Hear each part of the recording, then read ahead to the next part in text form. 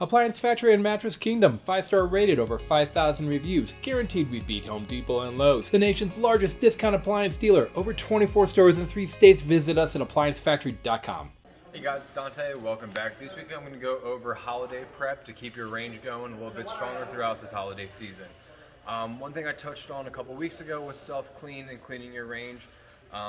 If you do have self-clean like this one, I'm just going to go over this real quick. We have 2, 3, and a 5-hour cycle. So pretty much light, medium, heavy-duty cleaning. If you don't have a self-clean, just go in there, clean everything around, or clean everything off, and you should be all right. If you do have self-clean, it's the first time you're using it, I kind of suggest you to steer away from that. Wait a little bit, give it a light clean, just so nothing gets burnt out, like a heating element or anything like that. Which brings me to my next point to keep your range going throughout this season, is we go down in here.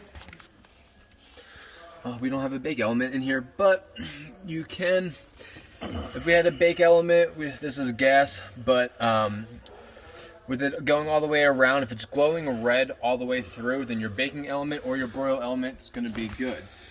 If you see some dead spots or it's not glowing evenly, then it might be time to replace that heating element.